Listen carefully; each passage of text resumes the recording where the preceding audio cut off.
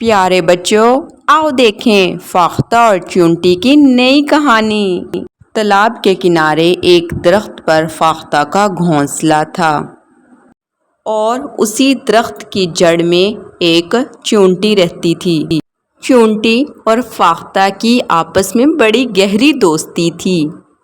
فاختہ اور چیونٹی تالاب کے پانی میں اکثر کھیلا کرتی تھیں۔ ایک روز چیونٹی خوراک کی تلاش میں نکلی تو چیونٹی اچانک تالاب کے پانی میں جا گری۔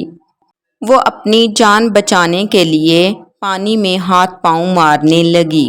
فاختہ نے جب اپنے ساتھی کو ڈوبتا دیکھا تو اسے ساتھی پر ترس آیا۔ اس نے فوراً درخت کا پتا توڑ کر چیونٹی کے قریب گرا دیا۔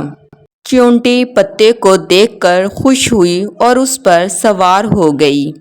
فاختہ نے چیونٹی والا پتا اٹھا کر تالاب کے کنارے رکھ دیا اور اس طرح فاختہ نے چیونٹی کی جان بچائی۔ اور کچھ روز بعد وہاں پر ایک شکاری آیا اور اس نے فاختہ کو دیکھا۔ اس نے فاختہ کا شکار کرنے کے لیے فاختہ پر نشانہ باندھا۔ جیسے ہی شکاری نشانہ لگانے لگا، چیونٹی نے اس کے پاؤں پر کاٹ دیا اور اس طرح شکاری کا نشانہ قطع ہو گیا اور وہ پانی میں گر گیا۔ اور اس طرح چیونٹی نے فاختہ کی جان بچا لی۔ دیکھو پیارے بچوں، چیونٹی اور فاختہ نے اپنی دوستی کو نبھایا۔